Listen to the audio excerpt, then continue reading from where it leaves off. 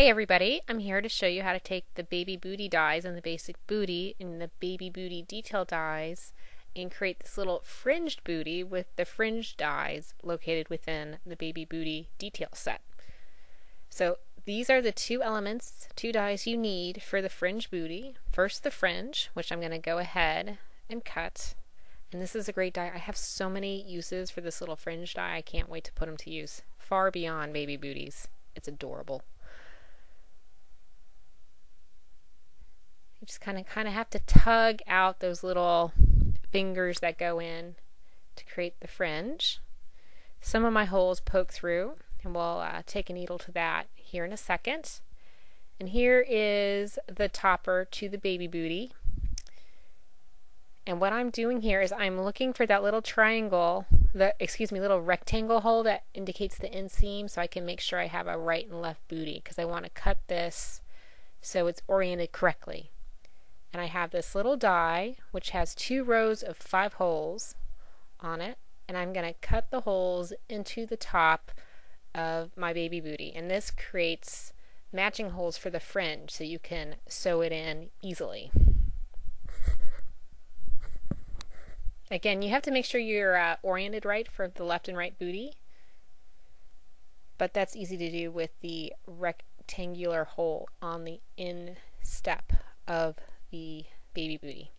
Alright, I find it useful to poke out the felt plugs from the holes before you sew, which just makes it so much easier, well worth your time. And the first thing you need to do with the baby booties, even before you put any of these details on, are these little reinforcement stitches. I do an X and a box around it. And that's just so the booties stand up to wear and tear. And for all the baby booty styles that are created with the baby booty detail dies, you need to do that. Okay, I'm taking my fringe, I'm folding it in half, and I'm going to do a running stitch on the long lengths. So the 5 holes, I'm going to go across, then I'm going to go up and go back, and I stitch it in to the baby booties. That's the last step. I just think with the fold here, you're better to do this off the baby booty so you can, it's just easier to manipulate.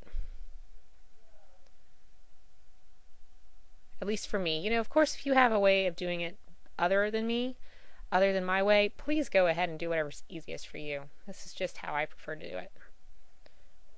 Alright, so I went the length of the fringe back, and now I'm going to go back with the running stitch and fill in those gaps so they're solid stitched lines.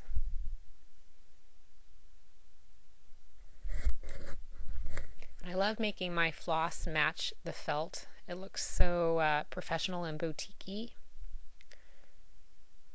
So I made sure my floss is close to the lavender moon shade. Okay, my needle's still attached in the back of the fringe, and I'm going to find the corresponding hole where my needle is coming out on the baby booty and thread it in. And now we're going to start sewing the fringe onto the baby booty.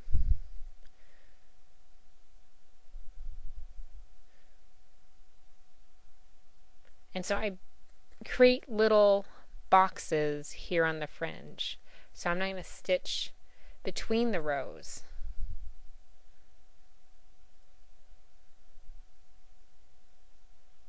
And I'm doing this because if you look at real moccasins, this is kind of the stitch they use for the fringe. I use that as my inspiration. Now I realized I wanted to sew in a button right here and I didn't have it, so I went and fetched it. I am sewing it into the 3rd hole, the middle hole in these rows, so it's right in the middle. And I made sure it was only a 2-hole button because I'm just going up and down between the rows of stitches, and I only have 2 holes there. And I stitched it through twice just to secure it. The babies who are going to be wearing these booties are not going to have any motor control, so they're not going to be ripping off these buttons, so I'm not really worried about a choking hazard. But I just kind of feel obligated to mention it for some reason. So stitch those in good, and now I'm pulling the button away so I can slip my needle on like the 4th hole and still pull it through. And I am tying my floss off, double square knot, between the 2 layers of felt. I'm trying to hide all my knots and loose ends. It's very easy to do. It's just where you pull your needle out.